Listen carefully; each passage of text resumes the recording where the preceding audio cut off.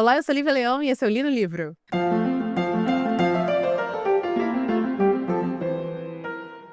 O livro de hoje, ele é um livro que vai ser adaptado, já foi adaptado em 87 para um filme e vai sair uma nova adaptação de novo para filme agora em novembro, se eu não me engano. E quando eu comprei esse livro, eu comprei exatamente para fazer um Li no Livro mais pro final do ano, né? Porque eu vou ter episódios até mais ou menos novembro, né? Como eu ia fazer até dezembro, mas como eu fiz muito episódio extra já, então eu encurtei até final de novembro, então dezembro a gente não vai ter nada, e aí eu ia botar esse livro lá. Comprei esse livro em pré-venda até, por causa sabendo do lançamento do filme. E aí, quando chegou, eu peguei assim, vou dar uma olhadinha nas 3, 4 primeiras páginas, sabe? Pra dar uma olhada, pra ver como é que é, porque já tinha insistido em outro livro desse autor, não tinha gostado, eu falei assim, vamos ver se esse aqui vai rolar.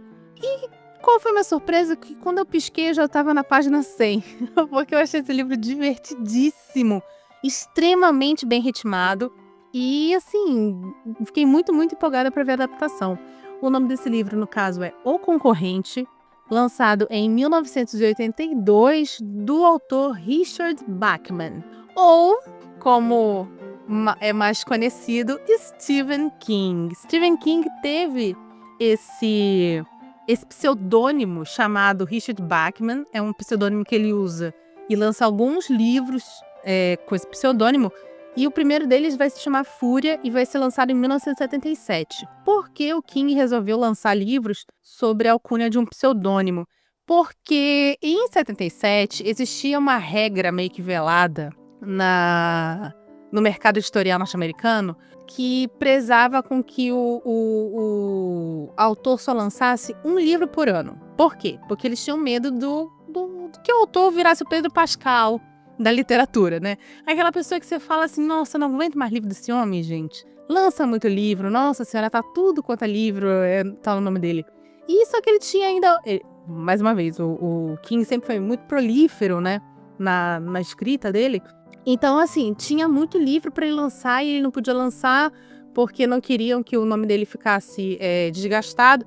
Então, ele resolve usar a alcunha de Richard Bachman. Tendo seu primeiro livro lançado sendo Fúria, lançado em 1977, depois A Longa Marcha, A Autoestrada, O Concorrente, A Maldição, que é muito bom. Eu já li, é muito, muito bom, só que eu li como Stephen King mesmo. Os Justiceiros e o último, Blaze, que foi lançado em 2007. Algumas coisas que a gente precisa saber sobre o desdobramento da utilização desse pseudônimo na vida do King. O King, ele vai, depois de 4 livros, revelar que era ele que estava escrevendo. E quando ele decide criar o Richard Bachman, ele decide, entre outras coisas, não só pelo aquilo que eu falei para vocês, mas porque ele também queria testar se os sucessos que ele estava tendo até então eram sucessos, porque realmente ele tinha ali um talento para escrita, um talento para contar histórias, ou se era uma grande sorte de principiante. E ele percebe que não, porque realmente os livros que o Bachman escreve, né, que ele escreve, na verdade, sob o pseudônimo de Bachman, fazem muito sucesso, a ponto de ele lançar uma coletânea em 85, se eu não me engano, 86, acho que 85, que são com os 4 primeiros livros, que é o Fúria, A Longa Marcha, Autoestrada e Concorrente. E especificamente o Fúria, você não encontra mais. Você não encontra mais para comprar, porque o Fúria, ele é um livro que vai ter um tiroteio numa escola. Então, por causa disso, os editores não acham mais de bom tom lançar esse livro. Algo parecido vai acontecer com o Concorrente, que a gente vai conversar hoje. Então, é por isso que eu vou, na segunda parte desse episódio, contar o livro até o final, como eu sempre faço. Mas, assim, se você quer muito assistir esse filme, o trailer me parece fantástico, com o Glen Powell e o Michael Cera, com a direção, e eu acho que o roteiro também do Edgar Wright. O Edgar Wright é um diretor que eu gosto muito, mas ele tem uma assinatura muito clara de filmes. Os filmes dele são filmes muito rápidos, são filmes muito coloridos, são filmes que têm uma tendência a ter um final muito bacana, muito legal, né? Tanto que a gente tem isso no Todo Mundo Quase Morto, a gente tem isso no Chumbo Grosso, a gente tem isso no Scott Pilgrim vs. The World, a gente tem isso inclusive no Last Night on Soho, foi acho que o último filme dele que eu assisti. Baby Drive também é dele. E o Last Night on Soho, eu acho que a fórmula já estava ficando um pouco cansada. Tanto que dos filmes dele era o que eu mais esperava, porque tinha essa atmosfera da década de 60 e tal, e não me entregou o que eu esperava, um filme de terror, enfim. Não gosto desse filme. Assim como eu também não gosto do final da terceira parte do Baby Drive, que eu acho que é um filme que tinha muito potencial e acaba não entregando isso também. Então, por causa disso, eu acho que o final do livro não vai ser replicado no filme. Então, se você quiser saber, eu, assim, muito provavelmente, não tenho bola de cristal, óbvio, mas muito provavelmente vai com fé, porque a gente não vai ter esse final sendo replicado. E do que se trata o Concorrente? O Concorrente é a história de um homem que mora num mundo distópico, onde você tem. Acho que ele se passa em 2025, se eu não me engano, esse livro, por sinal. E esse mundo distópico onde todo mundo. A América está completamente devastada e todo mundo é muito. As diferenças sociais e econômicas são abismais, assim, uma coisa absurda. E você tem, então, um governo totalitário. Você não sabe muito sobre o governo em si, mas você sabe muito sobre as grandes corporações de mídia. E aí você tem esse governo que patrocina uma televisão gratuita, ou seja, uma televisão aberta, que promove reality shows absurdamente cruéis e absurdamente assassinos, assim. Entre eles, por exemplo, você tem um que... Ai, horrível, gente. É um em que eles colocam pessoas debilitadas para correr numa esteira e responder perguntas. E aí, quando você responde uma pergunta certa, você ganha um dinheiro. Quando você responde uma pergunta errada, você não só perde, como a velocidade da esteira é aumentada até que pessoas colapsam, pessoas têm ataques cardíacos em cima da esteira e coisas desse tipo. E um desses reality shows é o Fugitivo, o nome do reality show. Que eu tenho comigo, que é uma citação ao seriado da década de 60 chamado Fugitivo, que teve 4 temporadas, se não me engano, um seriado em preto e branco, que é a história de um médico que é acusado de ter matado a esposa. E ele é condenado e ele foge, e aí, enfim, é América, né, Manhunt, né, é América contra ele, só que ele é inocente, então ele precisa provar a sua inocência.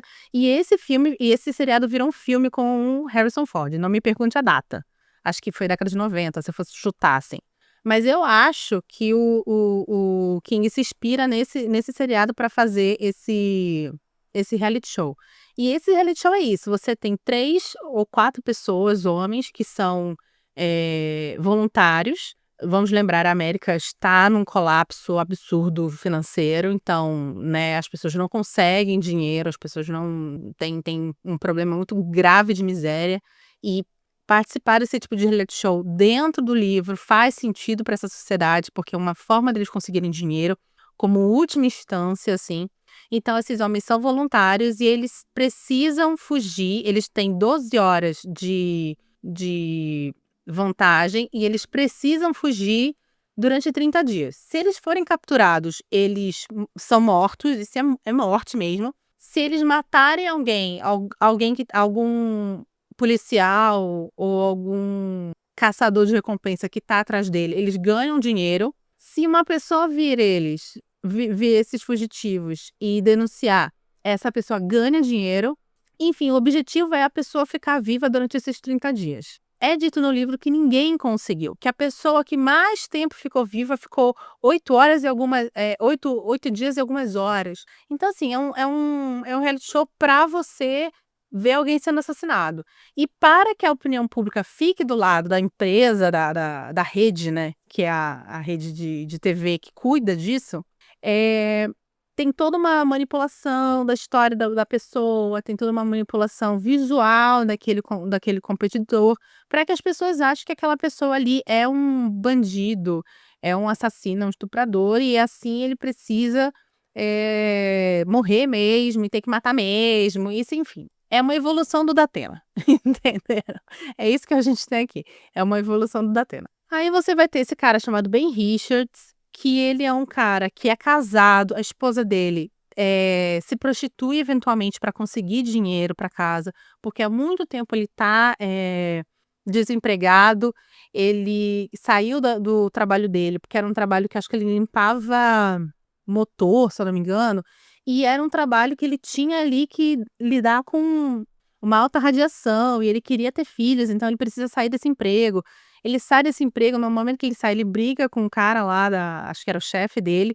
Ele é então jogado na lista negra, ele não consegue emprego de jeito nenhum, alguns bicos, mas por pouco tempo, obrigando então a esposa dele a se prostituir por causa disso. Não ele se obriga ela, tá? Mas a situação obriga ela a se prostituir. Ela finalmente engravida dele, eles têm uma filhinha. Essa filhinha tem 1 aninho, ela tá extremamente doente com problemas, que eles chamam de a gripe, que aparentemente nesse local todo mundo tem uma saúde de merda. Não só porque é muito caro, existe essa coisa do dólar novo, dólar velho, então o que dá a entender é que essa corporação ou esse governo totalitário neoliberal que tomou conta desse mundo, dessa América, inclusive está substituindo o dólar, né. Então por isso você tem o dólar novo, o dólar velho, e tudo é muito caro, e comprar remédio para bebê é muito caro, ele não consegue fazer isso e tal. E aí, como última instância, ele precisa, de dinheiro, então ele vai e se inscreve como o fugitivo. Vamos lá, antes de ir para o comercial, para eu começar a contar o que acontece no livro em si. Por que eu gostei muito desse livro? Primeiro de tudo, que eu falei, é um livro extremamente ritmado. Então ele tem um ritmo frenético, é uma fuga. Mesmo antes da fuga, uma fluidez muito grande. É um livro marcado por, acho que 100 capítulos muito pequenininhos, e esses 100 capítulos mantêm um ritmo muito, muito rápido para a história. Então você começa a ler, e aí você tem aquela coisa no tipo, nossa, 5º capítulo, 6º capítulo, 7º capítulo, e você vai. Que eu acho que é um recurso narrativo que o King usa exatamente porque nós estamos vendo um homem fugindo e vivendo ali, todo minuto conta para este cara. Segundo, a criação de um protagonista extremamente carismático. É algo que eu senti muito falta em A Longa Marcha. A Longa Marcha eu comprei em audiobook, porque estava em promoção. E vão lançar o filme também, né? Também comprei por causa disso. Acho que até quem tá no filme é o Mark Hamill. Mas eu não suportei A Longa Marcha. Eu achei ruim, achei chato. Que a história de um mundo também distópico, onde os meninos precisam participar de uma andança, e quem ganha no final é quem sobrevive essa andança sem parar durante dias. Enfim, e aí são adolescentes, enfim, não curti, achei chato, achei os personagens então não terminei A Longa Marcha. Quando eu comprei esse, eu já estava meio que assim, porque eu já sabia da história do Richard Buckman. Então eu já estava meio assim, eu falei, ai, será que o King pegou esse pseudônimo para falar algumas histórias, assim? Não, é um livro bem diferente do Longa Marcha, eu gostei muito, exatamente porque eu tenho esse personagem que é altamente carismático. O Ben Richard, que é o nome do protagonista, ele é um cara muito. Existe uma expressão no balé que é uma pessoa muito 7-8, baseado naquele 4, 5, 6, 7, 8, vai, entendeu? É uma pessoa muito 7-8, assim, é uma pessoa que tá pronta, ela tem que fazer, ela vai lá e faz. É um cara que eu gosto disso. Ele é quase um anti-herói, porque ele tem, hoje em dia, num revisionismo, atitudes um pouco questionáveis e falas um pouco questionáveis. Mas, cara, perto de todas as outras pessoas que ele cruza no meio do caminho, ele é um querido, assim, sabe? Ele é um querido. E basicamente esse começo do livro vai ser isso, vai ser a apresentação do mundo, vai ser, a apresentação do relacionamento dele com a esposa. Ele ama essa mulher. Ele não o fato dela, isso eu achei interessante, o fato dela se prostituir eventualmente, e ele não querer que isso aconteça, ele não quer, não é levantado esse "não quero que você se prostitua" de um ponto de vista, "Ai, não quero que você se prostitua porque vão me chamar de corno na rua", entenderam? É mais do tipo: "Eu não quero que você se prostitua porque você tá se humilhando, você tá entregando seu corpo pra sei lá que doido, isso é perigoso", entendeu? É um outro nível da questão dela se prostituir. E eu achei isso interessante, porque, gente, é um livro de mais uma vez, 82. Então, não ter esse tipo de visão, eu achei muito interessante. Muito interessante. O que para mim também ajuda a construir o mundo que provavelmente muitas mulheres nesse mundo onde a miséria é uma marca registrada, precisam fazer isso. Depois, com o tempo, você descobre que a mãe dele também tinha que fazer isso. E forma também a preocupação que esse homem tem com a mulher que ele ama. Achei muito, muito bacana isso. Enfim, ele vai, se inscreve, é um cara grande, é um cara forte, um cara jovem ainda, e ele passa para, efetivamente, o fugitivo. E aqui eu paro, vou então agora começar a contar, depois do comercial, o que acontece durante a fuga dele, e especificamente também vou contar o final, e porque eu acho que esse final não vai ser traduzido para o cinema, tá bom? Volto já.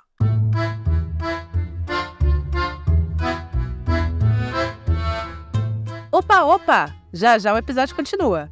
Mas antes, queria te lembrar que o Li no Livro é um podcast independente e sem patrocínio. Então, preciso da sua ajuda. Clica no botão de compartilhar e compartilhe esse episódio com seus amigos e nas suas redes sociais. Me ajuda muito. Obrigada! Pois muito que bem. Ele começa a fuga dele, é dado dinheiro para ele, né? Porque ele precisa de dinheiro para se manter durante esses 30 dias, dólares novos, então ele tem uma grana que realmente é uma grana que tem valor na rua.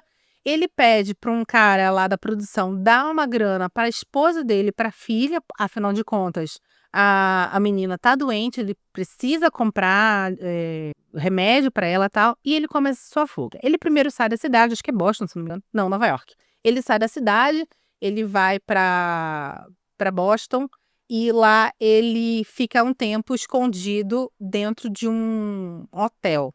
O produtor do programa vira para ele e fala assim: olha, produtor apresentador, se não me engano, vira para ele e fala assim: olha, uma dica que eu te dou é fique perto dos seus. Quanto mais você ficar perto dos seus, mais chances você tem de ganhar. Só que, mais uma vez, 30 dias, sendo que o tempo máximo que alguém conseguiu ficar fugindo foram 8 dias. Ele acaba que ele precisa também gravar e mandar a cada 2 dias para a rede um vlog para que eles saibam que ele ainda está vivo, coisas desse tipo.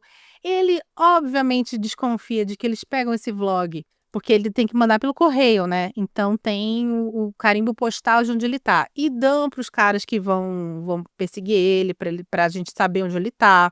E aí ele tem o primeiro embate com a polícia, ele acaba criando uma explosão gigantesca e escapando pelo esgoto. Quando ele escapa pelo esgoto, ele vai parar num bairro pobre e consegue ser resgatado por um menininho e seu irmão. Esse menino e o seu irmão, ele tem mais uma irmãzinha que está com câncer de pulmão aos 5 anos de idade e uma mãe. E é aqui que a gente vai entender o que está por trás de tudo isso. Esse menino, não menininho, que é o Stacy, o maior, que é o Bradley, se não me engano, esse menino, ele fala pra ele assim: olha, a gente não assiste TV aqui. Como assim vocês não assistem TV? A gente não assiste TV porque a gente lê. Cara, eu acho que eu já falei mais de uma vez aqui que a educação, ela é uma poderosa fonte de manutenção do poder. Impedir que as classes mais baixas tenham acesso à educação é impedir que essas classes mais baixas tenham acesso à informação. E com a informação, acesso a questionamento. E quando uma massa, começa a questionar, a gente tem um perigo muito grande aí. E é exatamente o que eles vão traduzir aqui. Esse menino, junto com outros meninos da periferia, eles roubaram um cartãozinho da biblioteca e eles se revezam na biblioteca. E eles começam a ter acesso a documentos e livros e reportagens sobre os níveis de poluição daquele mundo, níveis altíssimos. E eles começam a perceber que ao redor dele todo mundo tem um pulmão ferrado. Aliás, não só um pulmão ferrado, a irmã dele de 5 anos está com câncer no pulmão.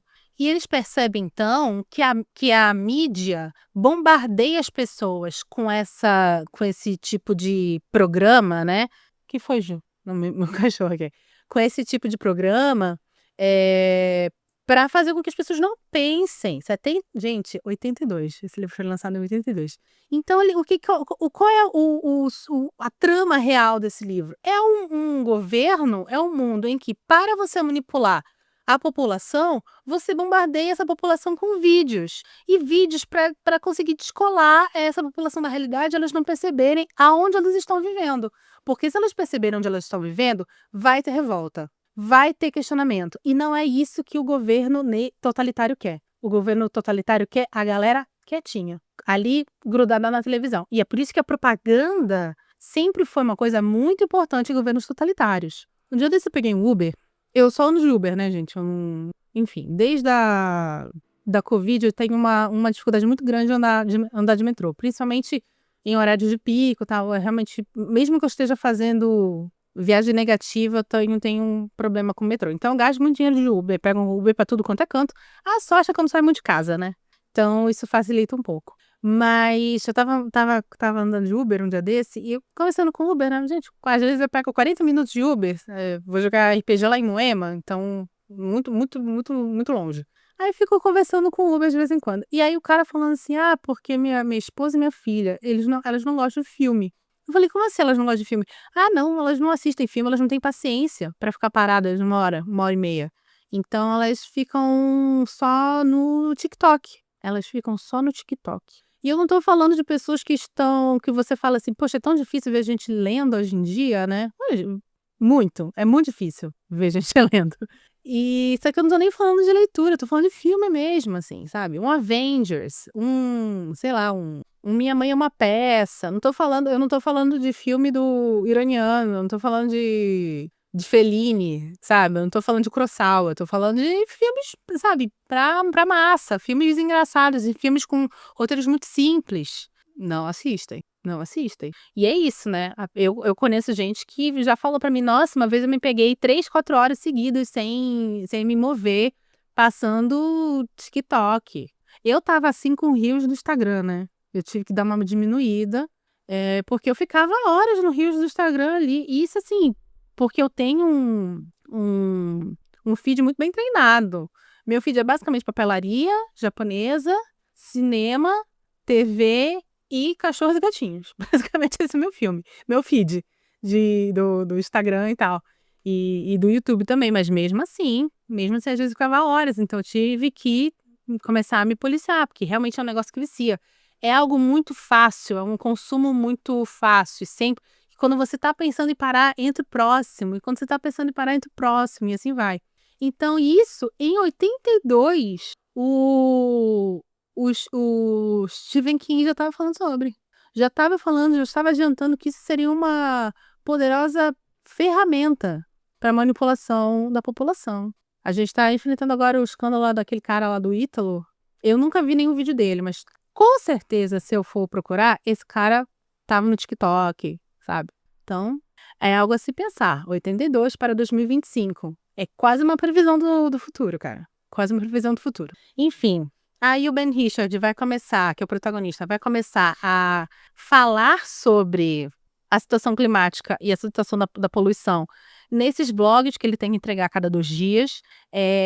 Eles tentam, a rede lá tenta impedir, sabe, tipo, tirando a voz, botando música alta, porque eles têm que passar isso para a população durante a exibição do reality show. Então eles começam a tentar fazer isso para que ninguém escute o que ele está falando. Eles usam um truque que ele manda as fitas pro amigo, esse amigo coloca as fitas no correio de Boston para que a rede continue achando que ele está em Boston, sendo que na verdade ele já fugiu, ele foi para Portland, se eu não me engano. Em Portland ele é abrigado por um cara e sua mãe, só que a mãe do cara sofre de demência e acaba chamando a polícia, e aí eles precisam fugir. Esse cara que é o Elliot, se eu não me engano o nome, ajuda ele, termina morto durante o confronto com a polícia e ele começa a fugir. E aí ele tem uma cena muito louca que ele encontra um menino cachorro, assim, ele tá fugindo, encontra um menino cachorro. E aí ele pede ajuda pro menino cachorro, não pra, me esconde, assim, olha, tem essas 2 fitas, você consegue colocar ali no posto do correio? Porque ele precisa mandar as 2 fitas, senão o contrato do reality show é cortado.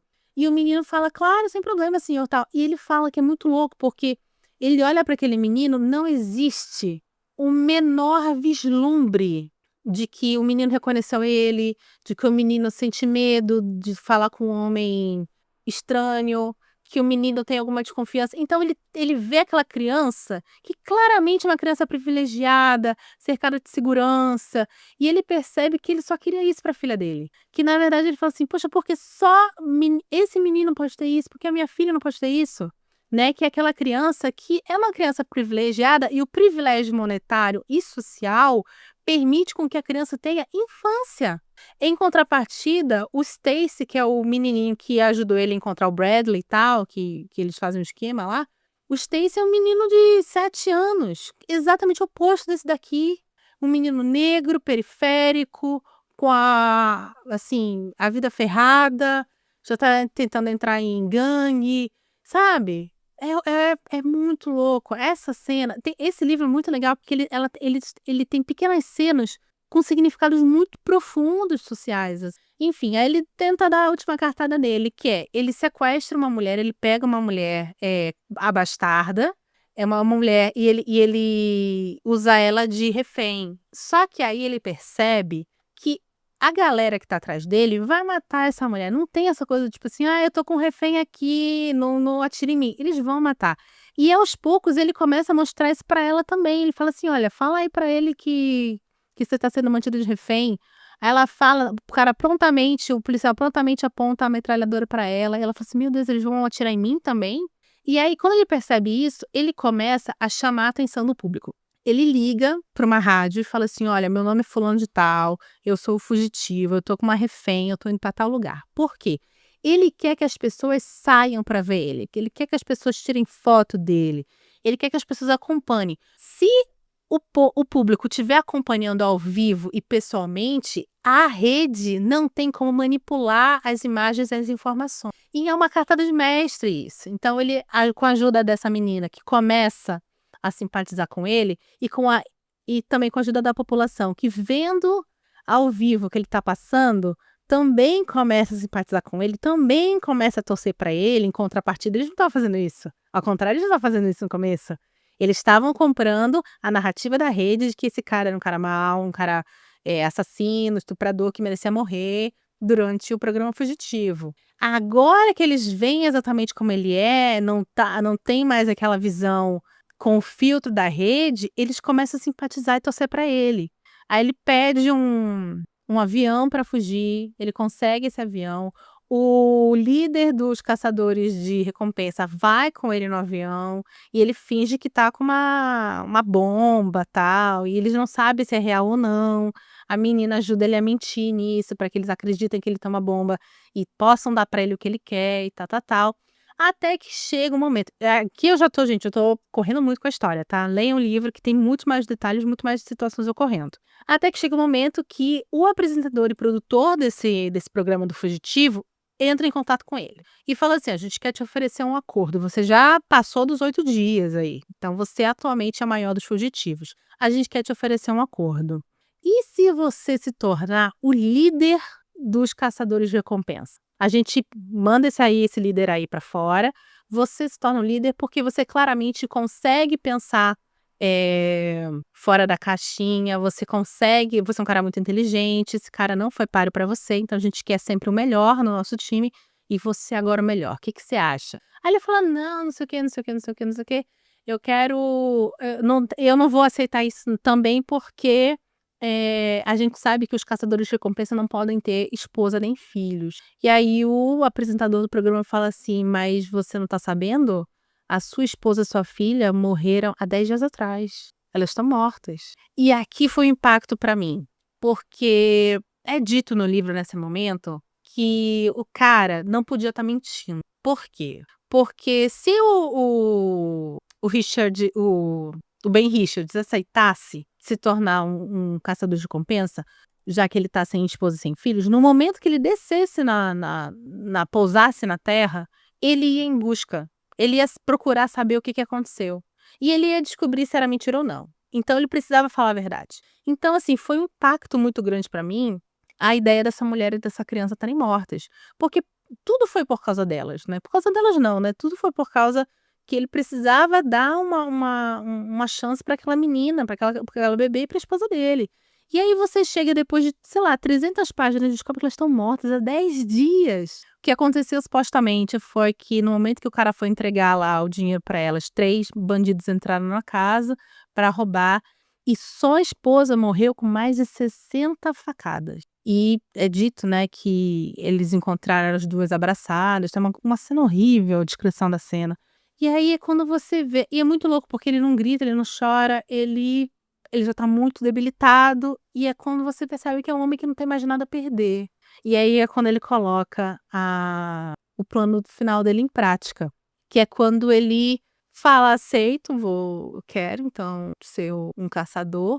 Isso tudo para ganhar um tempo, para pegar o avião da volta e jogar o avião contra a torre da rede, a torre de onde tem os estúdios de gravação, inclusive aonde o apresentador e produtor do O Fugitivo está localizado. Termina com ele toma um tiro, ele se fode todo durante a perseguição, né?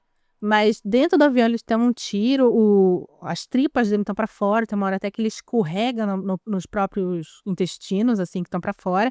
Ele morrendo, e aí termina o último parágrafo, é o apresentador olhando para sua janela de teto ao chão e vendo aquele avião vindo em direção Nova York, isso, um arranha-céu. Tu acha que depois da Torre Gêmeas eles vão replicar isso para um filme?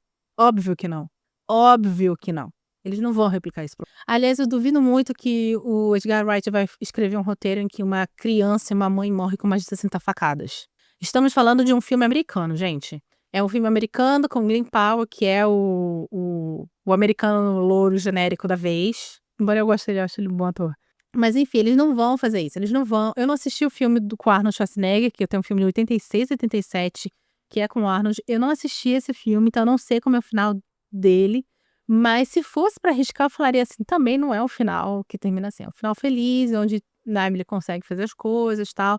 E eu duvido muito que esse final seja, que esse do Edgar Wright, que vai vir agora em novembro, vai ser assim. Imagina, um filme de um avião jogado contra um arranha-céu em Nova York? Jamais. Um filme de você tem ali criança sendo morta? Jamais. Criança com câncer? Jamais. Isso não vai acontecer. Eu puxei o MDB desse filme e eu já não localizei o Bradley e o Stacy. Já não localizei o núcleo negro nesse filme. Vamos ver. Eu vou assistir. Eu gosto do trabalho do Edgar Wright, embora não acho que seja um trabalho conciso, né, constante em termos de qualidade, mas vou assistir principalmente porque realmente eu gostei muito do livro, achei o texto muito bom, achei o livro muito rápido. Não é um livro grande, 300 páginas, você lê em quê? Eu leio em 5 horas, 300 páginas. Não, mentira. 7. 6,5, vai.